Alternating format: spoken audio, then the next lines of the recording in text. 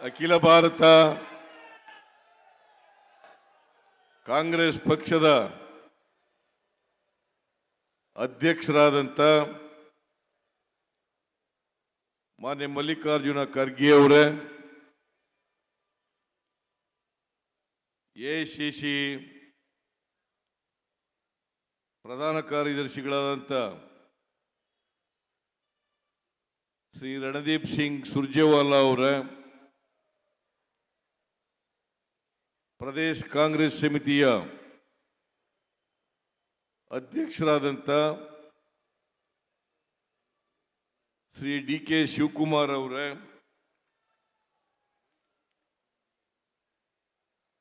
ಮಾಜಿ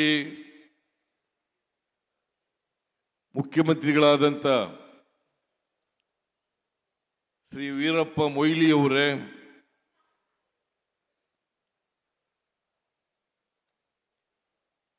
ರಾಜ್ಯದ ಗೃಹ ಸಚಿವರಾದಂಥ ಡಾಕ್ಟರ್ ಜಿ. ಪರಮೇಶ್ವರ್ ಅವರೇ, ಆಹಾರ ಸಚಿವರಾದಂಥ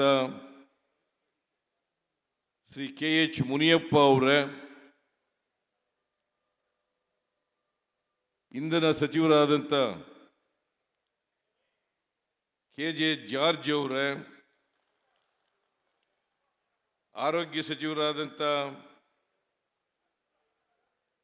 ದಿನೇಶ್ ಗುಂಡೂರಾವ್ ಅವರೇ,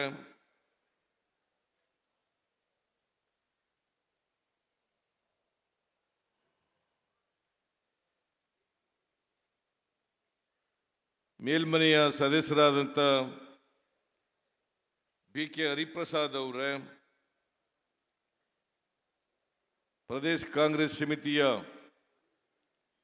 ಕಾರ್ಯಾಧ್ಯಕ್ಷರಾದಂಥ ಸಲೀಂ ಅಹಮದ್ ಅವರೇ, ಇನ್ನೊಬ್ಬರು ಕಾರ್ಯಾಧ್ಯಕ್ಷರಾದಂಥ ಶ್ರೀ ಚಂದ್ರಪ್ಪ ಅವರೇ, ಅಖಿಲ ಭಾರತ ಯುವ ಕಾಂಗ್ರೆಸ್ಸಿನ ಅಧ್ಯಕ್ಷರಾದಂಥ ಶ್ರೀನಿವಾಸ್ ಅವರೇ, ಮಹಿಳಾ ವಿಭಾಗದ ಅಧ್ಯಕ್ಷಿಣಿಯಾದಂಥ ಶ್ರೀಮತಿ ಪುಷ್ಪಾ ಅಮರನಾಥ್ ಅವರೇ, ಈ ಜಿಲ್ಲೆಯವರೇ ಆದಂಥ ಹಿರಿಯರಾದಂಥ ರಮಾನಾಥ್ ರೈ ಅವರೇ,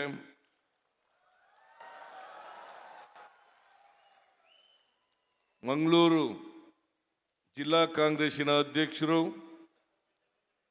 ಮೇಲ್ಮನೆಯ ಸದಸ್ಯರು ಆದಂಥ ಶ್ರೀ ಹರೀಶ್ ಕುಮಾರ್ ಅವರೇ, ವೇದಿಕೆ ಮೇಲಿರ್ತಕ್ಕಂಥ ಎಲ್ಲ ಸಚಿವ ಮಿತ್ರರೇ, ರಾಜ್ಯಸಭೆಯ ಮಾನ್ಯ ಸದಸ್ಯರುಗಳೇ, ಶಾಸಕ ಮಿತ್ರರೇ, ಮಾಜಿ ಶಾಸಕರುಗಳೇ, ಮಾಜಿ ಸಂಸತ್ ಸದಸ್ಯರೇ, ಈ ಜಿಲ್ಲೆಯ ಎಲ್ಲ ಕಾಂಗ್ರೆಸ್ಸಿನ ಮುಖಂಡರೇ, ಉಡುಪಿ ಜಿಲ್ಲೆಯ ಎಲ್ಲ ಕಾಂಗ್ರೆಸ್ಸಿನ ಮುಖಂಡರುಗಳೇ,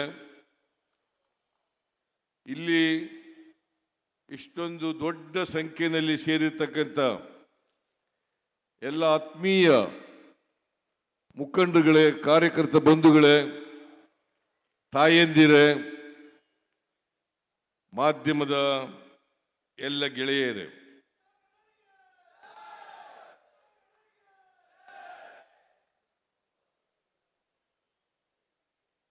ಇವತ್ತು ಮಂಗಳೂರಿನಲ್ಲಿ ರಾಜ್ಯ ಕಾರ್ಯಕರ್ತರ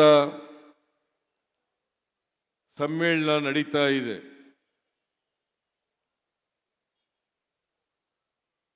ಲೋಕಸಭಾ ಚುನಾವಣೆಗಿಂತ ಮುಂಚಿತವಾಗಿ ಇದು ಮೊದಲನೇ ಸಭೆ ಅಂತೇಳಿ ನಾನು ಭಾವಿಸ್ಕೊಂಡಿದ್ದೇನೆ. ರಾಜ್ಯ ಮಟ್ಟದ್ದು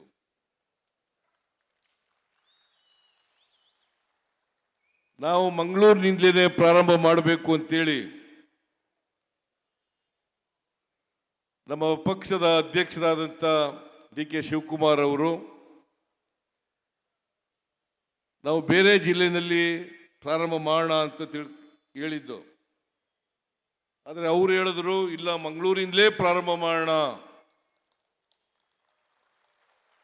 ಈ ಬಾರಿ ಮಂಗಳೂರು ಮತ್ತು ಉಡುಪಿ ಲೋಕಸಭಾ ಸ್ಥಾನಗಳನ್ನು ಗೆಲ್ಲೇಬೇಕು.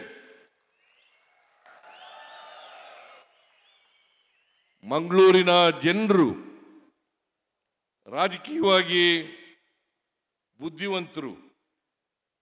ಈ ದೇಶದಲ್ಲಿ ಮತ್ತು ರಾಜ್ಯದಲ್ಲಿ ಹೇಗೆ ರಾಜಕಾರಣ ನಡೀತಾ ಇದೆ ಅಂತಕ್ಕಂಥದನ್ನ ಅರ್ಥ ಮಾಡ್ಕೊಳ್ತಕ್ಕಂಥ ಶಕ್ತಿ ಇದೆ. ಯಾರು ಸುಳ್ಳು ಹೇಳ್ತಾರೆ, ಯಾರು ನುಡಿದಂತೆ ನಡೀತಾರೆ, ಇದನ್ನ ಅರ್ಥ ಮಾಡ್ಕೊಂಡು ಈ ಬರ್ತಕ್ಕಂಥ ಲೋಕಸಭಾ ಚುನಾವಣೆಯಲ್ಲಿ ತೀರ್ಮಾನವನ್ನು ಮಾಡ್ತಾರೆ ಅಂತಕ್ಕಂಥ ಕಾರಣದಿಂದ ಮಂಗಳೂರಿನಿಂದಲೇ ಪ್ರಾರಂಭ ಮಾಡಿದ್ದೀವಿ. ನಾನು ನಿಮ್ಮಲ್ಲಿ ಕೈ ಮುಗಿದು ಪ್ರಾರ್ಥನೆ ಮಾಡ್ತೇನೆ, ಭಾರತೀಯ ಜನತಾ ಪಕ್ಷದವರನ್ನು ನಂಬೇಡಿ. ಭಾರತೀಯ ಜನತಾ ಪಕ್ಷದವರು ಅಧಿಕಾರಕ್ಕೆ ಬಂದಾಗ ನುಡಿದಂತೆ ನಡೆಯಲ್ಲ.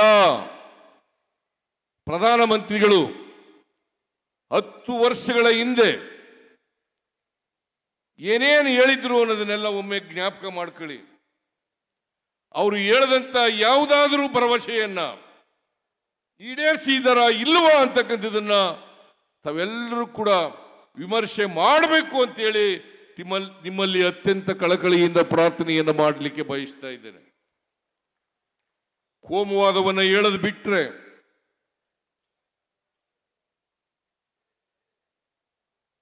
ಧರ್ಮಗಳ ನಡುವೆ ಬೆಂಕಿ ಹಚ್ಚತಕ್ಕಂಥದನ್ನು ಬಿಟ್ರೆ, ಜಾತಿಗಳ ನಡುವೆ ಬೆಂಕಿ ಹಚ್ಚತಕ್ಕಂಥದನ್ನು ಬಿಟ್ರೆ,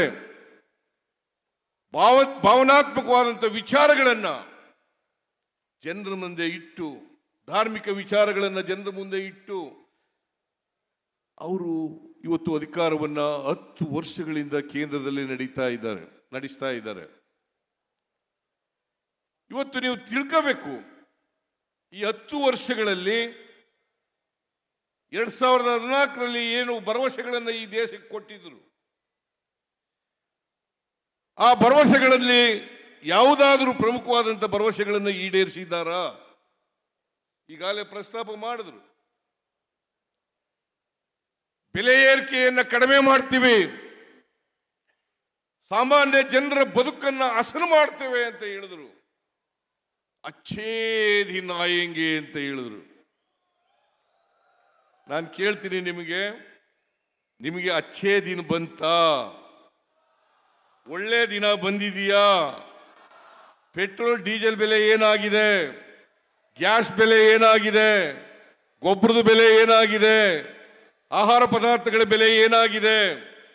ಇದನ್ನು ಒಮ್ಮೆ ನೀವು ಯೋಚನೆ ಮಾಡಿ ನೋಡಿ. ಇವನ್ನೆಲ್ಲ ಸುಳ್ಳೋ ನಿಜವೋ ಅಂತಕ್ಕಂಥದನ್ನ ನೀವು ವಿಮರ್ಶೆ ಮಾಡಬೇಕು. ಆ ವಿಮರ್ಶೆ ಮಾಡ್ತಕ್ಕಂಥ ಶಕ್ತಿ ನಿಮಗಿದೆ ಅಂತಕ್ಕಂಥ ಮಾತುಗಳನ್ನು ತಮಗೆ ತಿಳಿಸಲಿಕ್ಕೆ ಬಯಸ್ತಾ ಇದ್ದೇನೆ. ನಮ್ಮ ಕಾರ್ಯಕರ್ತರು, ನೀವು ಪ್ರಜ್ಞಾವಂತರ ಕಾರ್ಯಕರ್ತರಿದ್ದೀರಿ. ನಾವು ನುಡಿದಂತೆ ನಡೆದಿದ್ದೀವೋ ಇಲ್ವೋ ಅಂತಕ್ಕಂಥದನ್ನ ವಿಚಾರ ಮಾಡ್ತಕ್ಕಂಥ ಶಕ್ತಿ ನಿಮಗಿದೆ. ನಾವು ನುಡಿದಂತೆ ನಡೆದಿದ್ರೆ, ಕೊಟ್ಟ ಮಾತನ್ನ ಜಾರಿಗೆ ಕೊಟ್ಟಿದ್ರೆ, ನೀವೆಲ್ಲರೂ ಕೂಡ ಮನೆಗೆ ಹೋಗ್ಬೇಕು, ಸತ್ಯ ವಿಚಾರಗಳನ್ನ ಜನರಿಗೆ ತಿಳಿಸ್ಬೇಕು. ನಾವು ಮಾತು ಕೊಟ್ಟಂತೆ ನಡ್ಕೊಂಡಿದ್ದೇವೆ. ಬಿಜೆಪಿಯವ್ರ ತರ ಸುಳ್ಳು ಭರವಸೆಗಳನ್ನು ಕೊಟ್ಟಿಲ್ಲ. ನಾವು ಕೊಟ್ಟಿರ್ತಕ್ಕಂಥ ಎಲ್ಲ ಭರವಸೆಗಳನ್ನು ಈಡೇರಿಸಿದ್ದೇವೆ.